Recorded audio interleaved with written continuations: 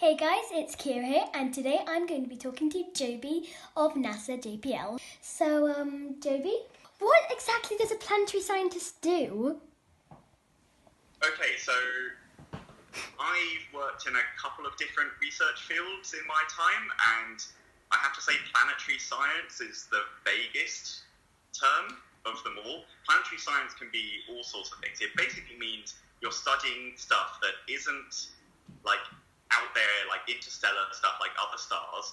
You're studying things that are orbiting like our star, the sun, or other stars that aren't the Earth.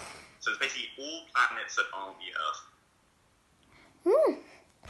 Yeah, but that can include, just as an indication, that includes the Moon, Mars, Venus, Mercury, the gas giants, comets, asteroids, exoplanets, exomoons, all of the moons of the gas giants we know. It's basically, it's a very, very broad term, let's just say. So basically anything that isn't a star in the solar system and isn't Earth, right? Yes, exactly. And of those things, can you imagine that? So you're thinking about studying an entire other planet. You could be studying the way the planet was formed, you'd be studying the surface of the planet, the atmosphere, the possibility of there being life. It's incredible. It basically touches on every single other science imaginable. You didn't mention this, but do you do rotations or how long a year is on it, or is it just the atmosphere type and all that? Or do you do... So things like the time it takes for a planet to turn, has a big impact on the work that we're interested in. So, for example, Mars, the day on Mars is 39 minutes longer than it is on Earth. And that can have an impact in terms of the amount of light it receives and how frequently, and that can influence things like the temperature of the atmosphere, the temperature of the surface. It's a whole bunch of different things. And it can even give you an idea of things like, what happened to the planet while it was forming. If it turns at a very different speed to what you would expect, then maybe something happened to it, like another planet collided with it. And how long exactly have you been a planetary scientist? Like, what date did you start on, if you can even remember that? So I started as a planetary scientist 11 months ago. I actually wasn't, so I'm currently, it's been 10 years since I started studying science at university. And most of that time, I was not a planetary scientist. I was studying other subjects. I just sort of ended up becoming a planetary scientist. Wow. And did you want to be a planetary scientist when you were younger, or did you want to be something else? So I don't think I knew what planetary science was when I was younger. I wanted to be a scientist, but in the same way, in a way, I was really, really interested in science. And but I kind of, when I was very young, I assumed that I wasn't clever enough to be a scientist. So I didn't really think about it as a career.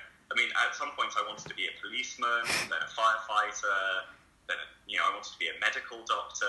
I never really settled on what I wanted to do. I actually used to work in what we call the visual effects industry. That's basically, when you're recording a film, and you want to add lots of fancy special effects to it, like explosions and things like that. You do that on a computer nowadays. So that's what I actually used to do before I started at university. So I just kind of assumed I wasn't good enough to be a scientist, but I wanted to go to university to study science because I was interested. And it just kept going, snowballing. I did an undergraduate degree, so that's your first qualification at university. And then I did a postgraduate qualification, which is a master's degree in spelling, because I was still interested and I kept finding questions I wanted to answer. And then eventually I ended up doing a PhD. So I became a doctor in physics. And then by that point I was like, yes, this is what I want to spend the rest of my life doing. Now, at no point did I ever think that I was going to be a planetary scientist, because, again, I don't think I realised that was an option. It was only because I found out about the NASA fellowships by chance, and I was reading through the descriptions, and I was basically thought to myself, that's what I want to do. That sounds amazing. I would love to do that. So I applied. So, do you need all those qualifications? Because it sounds like you've got quite a few. Do you need all of them to become a planetary scientist, or? You don't need all of them.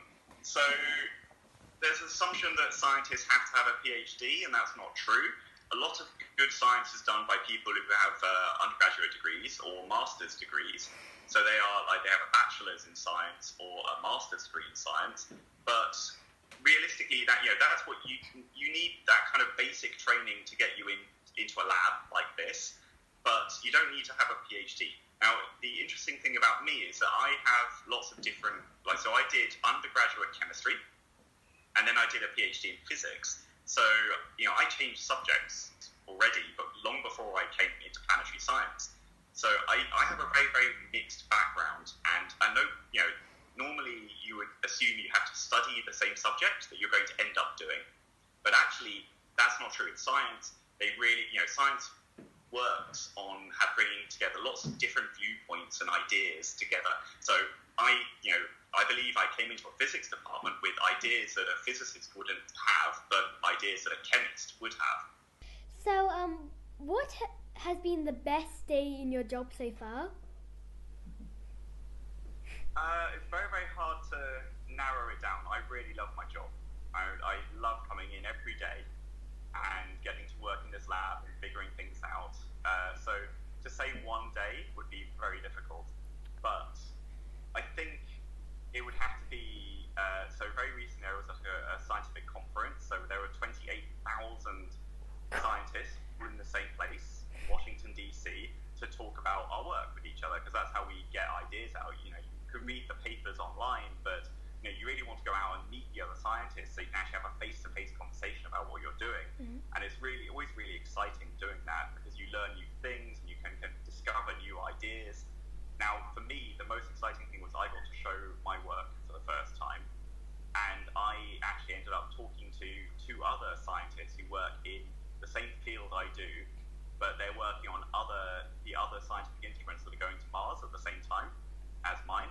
So I work on an instrument called Sherlock. It's a Raman spectrometer. It's designed to detect organic molecules that could be building blocks of life on Mars. Now, it's one of 3 similar instruments that's going to Mars in 2020. There are 2 on board the Mars 2020 rover. One's called SuperCam and one's called Sherlock. And then on the ExoMars rover that's being launched by the European Space Agency, there's an instrument called the RLS, which is very similar. So at one point I was talking to 2 people, and we were all discussing the work we've been doing using Raman spectroscopy to study these molecules and prepare for the journey to Mars and what we're going to find there. And what we found, then suddenly realized that these guys, they worked for the other 2 instruments. So between the 3 of us, we represented all 3 of the Raman spectrometers going to Mars and going to be visiting another planet in a couple of years' time. And for me, that was so exciting, because that's when I realized that this really is groundbreaking stuff. We are going out to another planet to discover these things for the first time.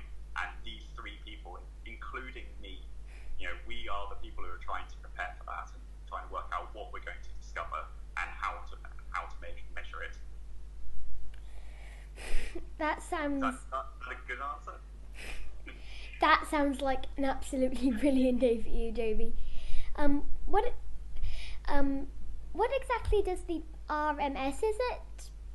Is that just for the does that stand for what exactly? So the RLS it's a very simple acronym. It stands for I think it's oh no, I'm going to get it wrong now. I'm going to get in so much trouble with them. I think it's the Raman laser spectrometer. Mm-hmm. It's not my instrument. I can tell you though that my instrument, the one called Sherlock, that's an acronym as well, because NASA loves acronyms. I could definitely tell you that one. That one it's scanning habitable environments using Raman and luminescence of organic compounds. How do you remember that? I have said it a lot in the last year, so I have learnt it. It has a camera built into it. Can you guess what that might be called? If the instrument's called Sherlock, what do you think the camera might be called? Watson? Yes. It's called Watson. It's another acronym, but I can't tell you what it's an acronym for. Why exactly would you recommend planetary science? I think it's because the first thing would be you get to study something truly exciting. You know, you're looking at other planets. You know, they are, you know, as they say, space is the final frontier. And, you know, we're going to, you know, eventually we're going to be visiting these worlds. You know, perhaps not us or our children, but maybe our children's children will be visiting these worlds and seeing them firsthand. We know so little about them. They're so different to what we see here on Earth. It's so exciting. Even just being able to say things like, you know, what would life on Mars look like? You know, that's something I have to think about as part of my job. And that, I think, is incredible. And I would really encourage anyone who has any kind of even the vaguest interest in space stuff, you know, other planets, other stars, I would say think about it, because there's probably something you can do to help. And my final question, how exactly did you start working on Mars 2020? Okay, so I finished my PhD a couple of years ago, and I was looking for jobs. So I was scouting through websites, looking at different universities, trying to find something that would fit what I do. So I'm very highly trained at something very specific. But unfortunately, that's how science works. You end up becoming an expert on one thing, basically. For me, that was Raman spectroscopy. It's not a very popular technique, as in there aren't that many people doing it, which obviously makes it invaluable when you do know how to do it, but there's not many jobs. So I was looking around and I found out about NASA, and I was saying, well, that wouldn't be awesome to be for NASA. And so I had a look, and they have this thing called the postdoctoral fellowship program, which basically is for people who have just, you know, finished their PhDs in the last couple of years, and they have a whole bunch of different projects that you can apply for. So Mars 2020, the Sherlock instrument, was one of them. And I saw it, and I saw the word Raman, and the words Raman spectroscopy, and I was like, oh, that's me. So I contacted the guy running the group, who's now my boss, and basically said, do you think you would be interested in having me work with you? And they said they would love it. So I had to write a proposal. So I wrote a 14-page report saying what I would like, you know, what I was planning to do over the 2 years of the fellowship. And then it went and got, you know, they basically marked it and they gave it a grade. And I wanted the job so badly that I was willing to apply 4 times. 4 times? I applied 4 times before they gave it to me. But I think it's worth it because I'm here now. Wow, it sounds like you really wanted to apply to NASA. That's just Yeah. So I basically I think I always secretly wanted to be an astronaut, right? I'm sure a lot of people do, but like most people, I was like, oh, I probably can't be an astronaut. I just, you know, it's just a fantasy. So I didn't really think about it.